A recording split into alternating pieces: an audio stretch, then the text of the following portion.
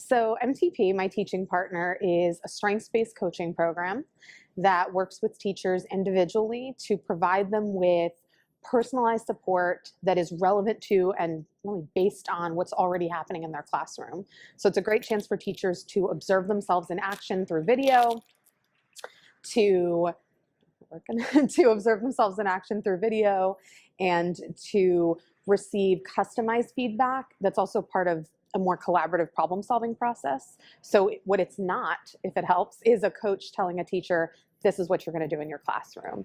It's a coach and a teacher in a very non-evaluative, non-supervisory setting, having a conversation about, what do you want to be true of your classroom, and how can I support you in leveraging the strengths you already have to make that happen.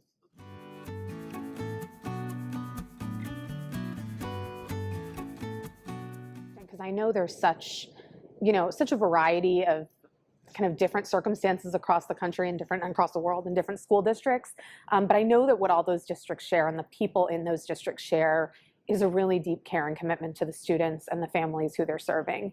And so anytime I'm talking to somebody else who I feel like I am in this work with, even if I'm just meeting them for the first time or if I haven't met them before, but I know that they care about children, I talk to them about what is it that you want to be true of your school district, and what do you want to be true at the teacher level in terms of teachers who are happy, teachers who want to come to work the next day, teachers who finish a day of work feeling, okay, tired, I'm not going to deny that, but energized about what they did with their children. And then what would it mean for you as a district to have a coach who was supporting teachers to get there, where teachers are feeling energized because they're seeing results with their students.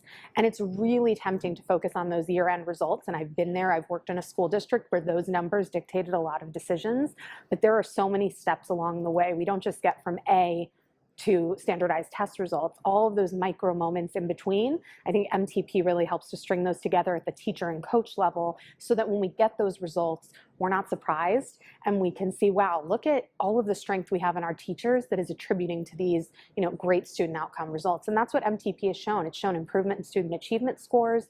It's shown reduction in overall discipline referrals. It's shown the effective closing of the racial discipline gap. And it's shown less teacher isolation, more teacher connection to their schools and colleagues. And so I think overall, it's a great way for school districts to really invest in the human beings, both teachers and students in their schools, and to have a great outcome with respect to standardized test results.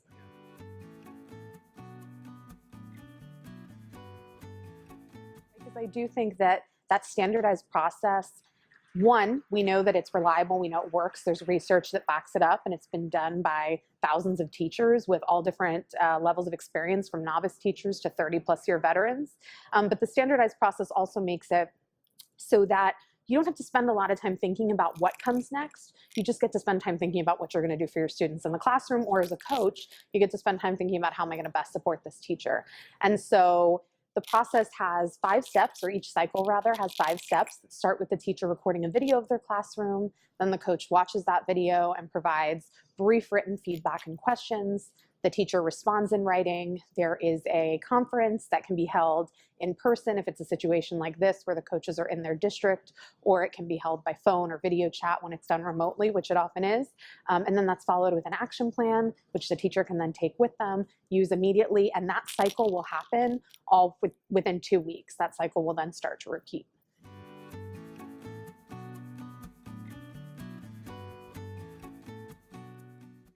When I hear teachers saying that this feels different, that that MTP coaching feels different from other coaching experiences they've had, and what you just described, I think a lot of that is attributed to, one, the video component. There is, like you said, a level of vulnerability. It can be really intimidating to record yourself, even just for yourself to, watch as a teacher. I know I tried that a few times, watch myself, and it can sometimes make you uncomfortable. But then to be sharing with somebody who at times starts off as a stranger.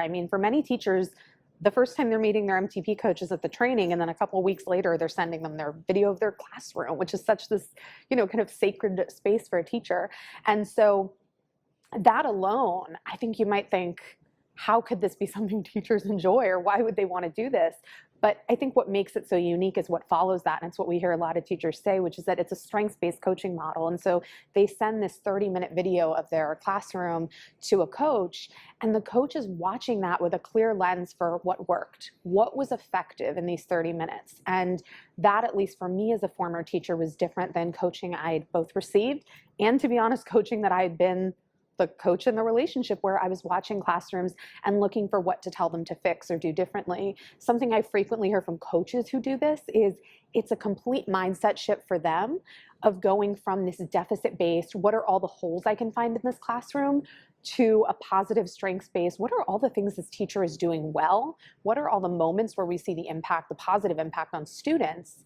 And so when the teacher submits this 30 minutes in this incredible kind of brave, vulnerable moment, what they get back are these 3 shorter clips within that 30 minutes of effectiveness. And they get to then watch themselves. And what we hear many teachers say is, wow, I did that? And my goal is always that if at the beginning of the year they're saying, I did that? Really? By the end of the year, they're saying, hey, look, I did that. I did that. And I love to see that arc for teachers of really growing that confidence and submitting videos where maybe they're wondering, oh, what's my coach going to clip, to by the end of the year, knowing I know exactly what they're looking for, and I feel really good about what I did with my students in this moment because it's what I'm looking for. They're telling the coach what they want to focus on and not the other way around.